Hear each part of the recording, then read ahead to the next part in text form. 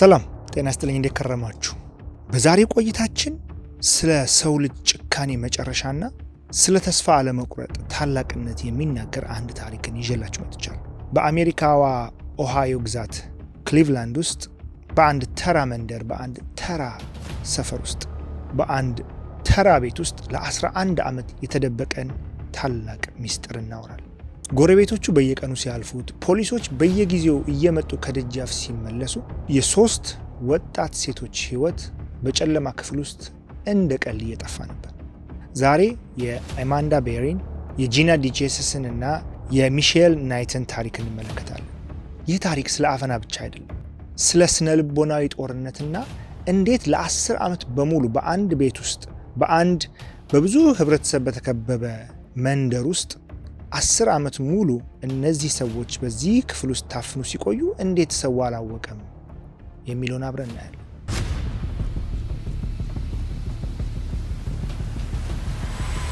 ወደ አፈናው ታሪክ ከመግባታችን በፊት ይህንን ወንጀል የፈጸመውን ሰው ማንነት ማወቅ እጅግ አስፈላጊ ነው።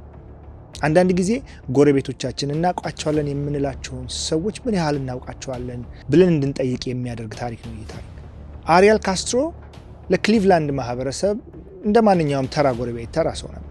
ለጎረቤቶቹ እርዳታ በተጠየቀ ሰዓት እርዳታን የማይነፍክ፣ በየጊዜው ባርቢኪው የምንለውን ስጋ እየጠበሰ ጎረቤቶቹን የሚጠራና እንዲሁም ሙዚቃ የሚወድ የሚመስል አይነት ሰው ነው የነበረው። ከዚህ በተጨማሪም ካስትሮ ለረጅም ዓመታት የስኩል ባስ ሹፌር በመሆን ሰርቷል። በዚህም ህብረተሰቡ ልጆቻቸውን አምነው የእሱ መኪና ላይ የሚጭኑ የሚያወርዱ፣ ሁሉም የጎረቤቱ ሰው የሚያውቀው አንድ ተራ ግለሰብ ነበር። ነገር ግን ይህንን ስራውን በጎን እየሰራ በገዛ ቤት ውስጥ ግን 3 ንጹሐን እንስት ወጣቶችን በሰንሰለት አስሮ የሚያሰቃይ ሰው ነበር።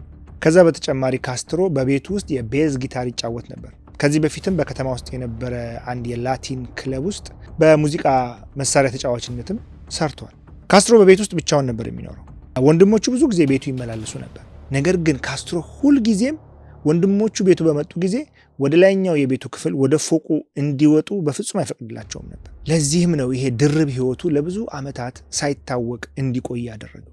ከዚህ ቀደም ካስትሮ በትዳር ይኖር ነበርና ሚስቱን በመደብደብ በተደጋጋሚ ጊዜ ይታወቅ ነበር። ነገር ግን ማንም ሰው ከቤተሰቡም ከጎረቤቱም ወደ አጋችነት ይቀየራል ብሎ የገመተ ማንም አልነበር። የእገታ ድራማው እንዴት ተጀመረ? 3 እንስቶችን ያገተው ይሄ ሰውና የእያንዳንዱን የእገታ ታሪክ አንድ ባንድ ልንገራችሁ። በጣም የሚገርም ታሪክ ነው። አብራችሁን ቆዩ።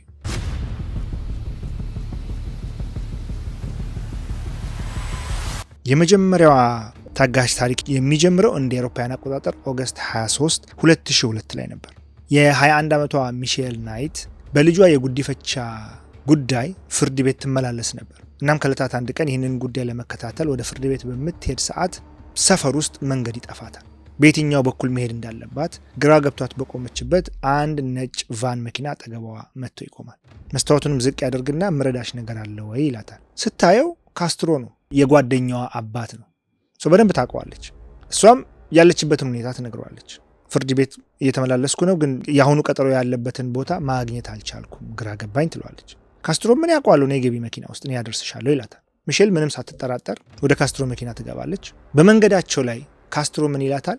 በነገራችን ላይ ቤቴ ውስጥ ቡችላዎች አሉኝ እና አንዱን ለልጅሽ ትወስጃለች፣ በዛው ላሳይሽና ከዛ እንሄዳለን ይላታል። ምንም አላቅማማችም። ኦኬ እሺ።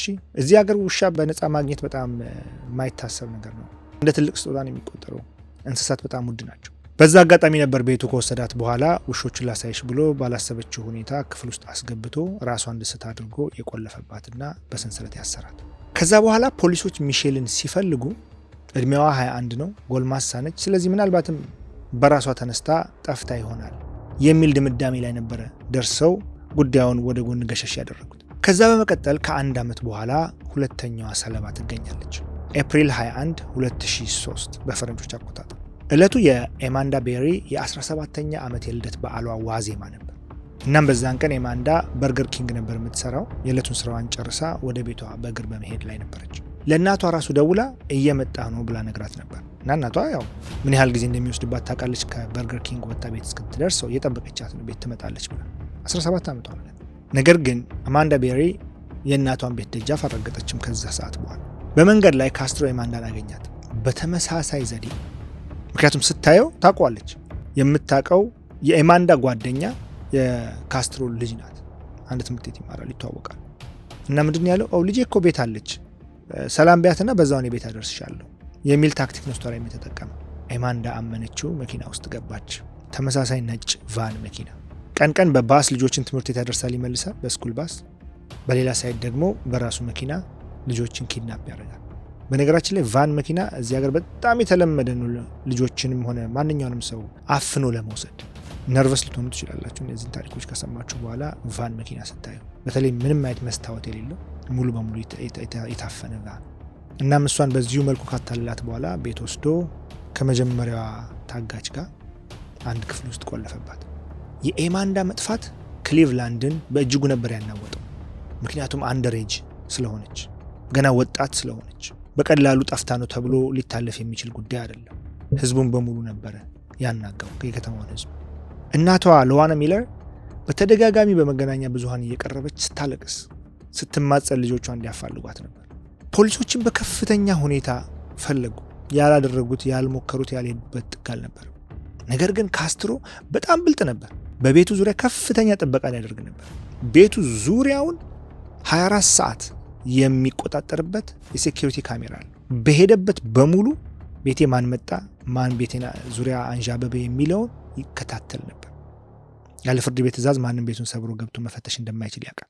መስኮቶቹም በሙሉ በድራይ ዎልና በቦርድ ዘግቶ ምንም አይነት ድምፅ እንዳይወጣ፣ እነዚህ ልጆች ቢጮህ እንኳን ሰው እንዳይሰማቸው፣ ወደ ውስጥም ወደ ውጭ ምንም አይነት ድምፅ እንዳይወጣና እንዳይገባ አድርጎ ነበር የዘጋው። አማንዳና ሚሼል አንድ ክፍል ውስጥ ቢሆኑ፣ ካስትሮ ግን የስነ ልቦና ጨዋታ ይጫወትባቸው ነበር። የጥል ግድግዳን በመካከላቸው ይፈጠር ነበር፣ እንዳይግባቡና ሴራን እንዳያስቡ። በዛ ላይ ደግሞ ለአንድ ነገር ቢያስቡ አንደኛዋ ላይ ደረሰው አንደኛዋ ላይ የሚደርሳል ብለው እንዲፈሩ አንደኛዋን ሲደበድብ አንደኛዋ እንድታይ ያደርግ ነበር። አንደኛዋ ላይ የሚፈጽመውን ግፍ ሌላኛዋ እንድታይ ያደርግ ነበር። ያ በመካከላቸው ፍራቻ እንዲፈጠር ያደርግ ነበር። እናም በዛ ስነ ልቦና የተነሳ ተስፋ እንዲቆርጡና አርፈው እንዲቀመጡ በማሰብ ሶስተኛዋ ታጋች ታሪክ ላይ ደግሞ እንምጣ። ኤፕሪል 2 2004 በአመት ነው የሚያግታቸው። የ14 ዓመቷ ጂና ዲጄስስ ከትምህርት ቤት ስትመለስ ጠፋች። ይህ አፈና ከሌሎቹ አፈና በጣም የሚለየው ጂና የካስትሮ ልጅ የቅርብ ጓደኛ መሆኗን። እናም ሲያገኛት መንገድ ላይ እንደዚሁ ልጄ ቤት አለች፣ ከእሷ ጋር ከቡችሎች ጋር ለምን አትጫወቱ? እኔ ልውሰድሽ፣ ከዛ በኋላ ቤት አደርስሻለሁ ነበር ያላት። ዛሬ ላይ ቢሆን ምናልባት የዚህ ዘመን ልጆች የተወሰነ ንቃተ ህሊና አላቸው። 24 ዓመት ወደ ኋላ 22 ዓመት ወደ ኋላ ግን ብዙ ጊዜ ሰዎችን የሚያምኑበት ሁኔታ ነበር። በተለይ ደግሞ ጎረቤት፣ የሚታወቅ ሰው፣ ትምህርት ቤት በባስ የሚያደርስ የሚመልሳችሁን ሰው ፈጽሞ እንደዚህ ያደርጋሉላችሁ አጠርጥሩ። በተለይ በልጅ አእምሮ። በጣም የሚገርመው ካስትሮ ጂናን ከጠለፋትና ካገታት በኋላ ያደረገው ነገር በጣም የሚዘገን ነው። የጂና ቤተሰቦች የልጃቸውን መጥፋትና የአፋልጉኝ ማስታወቂያ በየቦታው ቢልቦርድ ሲለጥፉ አብሯቸው ይለጥፍ ነበር። አብሯቸው ሚዲያ ላይ ይቀርብ ነበር። አብሯቸው ያፋልግ ነበር። የጠፋችውን ልጅ ቤት አፍኖ አስቀምጧል። የጂና አባት ጋር አብሮ ሻይ ይጠጣ ነበር። ጂና የት ትሆን? የወሰዳት ሰው ምን እያደረጋት ይሆን? ማን ይሆን እያለ ከአባቷ ጋር እኩል አብሮ ይተክዝ ነበር። ይገርማል።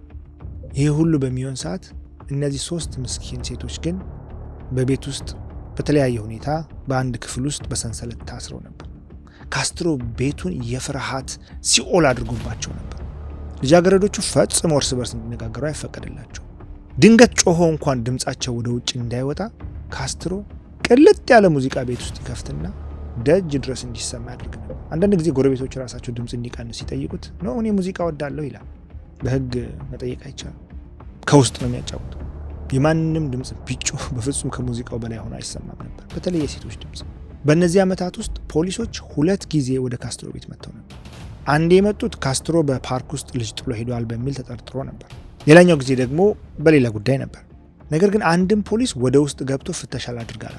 ካስትሮም ቢሆን በሩን ከፍቶ በር ላይ በፈገግታ የሚሉትን የሚጠይቁትን እየመለሰ ምንም ያልሆነ ሰላማዊ ሰው መስሎ ነበር የሚመልሳቸው። ሰው ጥርጣሬያቸውን በፍጹም እሱ ላይ ሊያደርጉ አልቻሉ ነበር።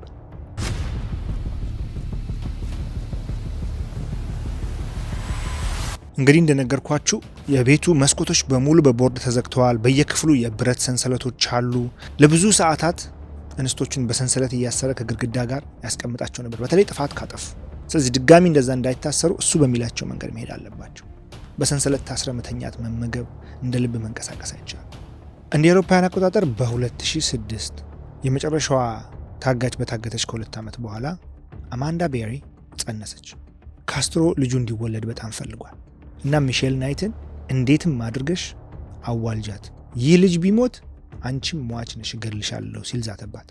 ዲሴምበር 25 በዛው ዓመት በገና ቀን አማንዳ ሴት ልጅን ወለደች። ስሟንም ጆስሊን ብላ ሰየመቻት። ካስትሮ ሚሼል ናይት እንደነገርካችሁ ሕፃኑ ካልተረፈ እገልሻለሁ ስላላት በጨለማ ክፍል ውስጥ ምንም የሕክምና ዕውቀት ሳይኖራት በፕላስቲክ ገንዳ ውስጥ ልጇን አዋለደቻት። እናም ጆስሊን ለሚቀጥሉት 7 ዓመታት ልክ እንደ እናቷና እንደ ሁለቱ ሌሎች ሴቶች ታግታ በዛ ቤት ውስጥ ማደግ ጀመረች። በጣም የሚገርመው ካስትሮ ለልጁ እንግዲህ የሆነ ፍቅር ነበረው። መጫወቻዎች ይገዛላት ነበር። አንዳንድ ጊዜም ደጅ እያወጣ የፀሐይ ብርሃን እንድታገኝ ያደርግ ነበር። ነገር ግን ለጎረቤቶቹ የአንድ ሴት ጓደኛ ልጅ ነች፣ አንዳንዴ አልፎ አልፎ ነው እዚህ የምትመጣው እያለ ነበር የሚነግራት። ልጇንም እናቷን እማዬ ብላ እየጠራች እንዳታድግ አድርጓል። በስሟ እንድትጠራት ኤማንዳ ብላ እንድትጠራት አድርጎ ነው ያሳደጋት። እናም ኤማንዳ ለልጇ ስትል ሁሉንም ነገር ችላ ለመኖር ወሰነች። ልጇ የፀሐይ ብርሃን እንድታይ፣ ትምህርት ቤት ከእድሜ እኩዮቿ እኩል ትምህርት ቤት መሄድ እንድትችል፣ ነፃን እንድትሆን የማያቋርጥ ጸሎት ታደርግ ነበር። እንግዲህ ይህ ተስፋ ነው ከ10 ዓመታት በኋላ ለተከሰተው ተአምር መነሻ የሆነው።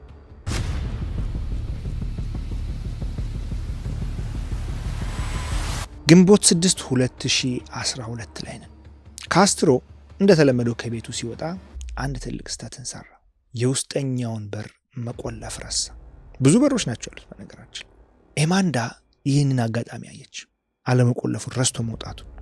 የውጭው በር ግን ተቆልፏል። ስለዚህ ከዚህኛው በር ብትወጣም ከቀጣይኛው በር መውጣት ግን አትችልም። ኤማንዳ ግን አላመነታችም። አትሊስት ከዚህኛው በር ወጥቼ ድምጽ መሰማት ወደሚችለው ወደ ሁለተኛው በር ልጠጋና ማድረግ የሚችለውን ልሞክር ብላ ወደ ሁለተኛው በር ሄደች። እናም በሁለተኛው በር ስር ቀዳዳ ነገር ክፍተት ነበርና በዛ ውስጥ እጇን አውጥታ በተቻላት መጠን ያህል መጮህ ጀመረች። ከጎረቤታቸው መሃል አንደኛው ቻርልስ ይባላል እና ይህንን ድምጽ ይሰማል። እናም ወደ በሩ ጠጋ ብሎ ምን ሆነሻል አላት። ምንድን ነው? ምክንያቱም ምንም የሚያውቁት ነገር የለም። እዚህ ሰው ቤት ውስጥ ምንም አይነት ፍጥረት ከሱ ውጭ መኖሩን የሚያውቅ ማንም ሰው አልነበረም። ምን እየተካሄደ እንደሆነ ጎረቤቶቹ ራሳቸው አልገባቸውም። በጣም ደንግጠዋል። እና ምንድን ይሆንሽው? ምን ሆነሻል አላት። እባክህ እርዳኝ፣ እኔ አማንዳ ቤሪ ይባላለሁ፣ በዜና በማስታወቂያ በብዙ ቦታ የሰማኝ ከዛሬ 10 ዓመት በፊት የጠፋሁት የ17 ዓመት ልጅ ነኝ፣ እባክህ እርዳኝ፣ ፖሊስ ጥራለኝ ትለዋለች።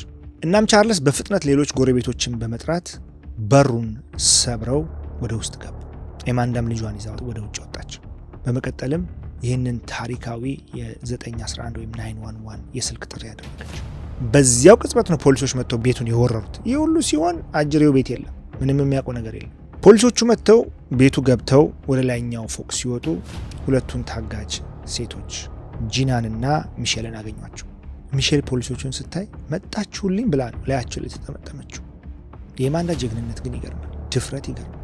ለነጻነት የማይከፈል ዋጋ የለም እውነት። እናም ከዛ በኋላ ካስትሮ በቁጥጥር ስር ዋለ። ክሊቭላንድ ብቻ ሳይሆን መላው ዓለም ነበር በድንጋጤ ደንዝዘው። እናም 10 ዓመት ሙሉ በዛ ቤት ውስጥ ምን እየተካሄደ እንደነበረ የክሊቭላንድ ሕዝብ ብቻ ሳይሆን መላው አሜሪካ አወቀ። በመጨረሻም ኤረል ካስትሮ በ937 ክሶች ፍርድ ቤት ተገተረ። የግድያ ሙከራ፣ አፈናና አስገድዶ መድፈር። እንግዲህ እነዚህ 3 ክሶች ብቻ ናቸው። ከዛ በተጨማሪ 937 የህግ ጥሰት ነው የቀረበበት። 3ቱም ሴቶች ፊት ለፊቱ መጥተው ተጋፈጡ። ሚሼል ናይት በፍርድ ቤቱ ላይ መታ ንግግር አድርጋ ነበር እና ምንድን ያለችው? አንተ ከህይወቴ ላይ 11 ዓመትን ወስደህብኛል አለችው። አሁን ግን ህይወቴን መልሼ አግኝቻለሁ፣ አንተ ግን ለዘላለም ጨለማ ውስጥ ትሆናለህ ነበር ያለችው። Ariel Castro, you took 11 years of my life away and I have got it back. I spent 11 years in hell and now your hell is just beginning. ካስትሮ የዕድሜ ልክ እስራት ተፈረደበት። ነገር ግን እስር ቤት በገባ በ30ኛው ቀን ራሱን አጥፍቶ ተገኘ። ለሰራው ግፍ በምድር ላይ የተሰጠውን የዕድሜ ልክ ጽኑ እስራት መቀበል አልፈለገም።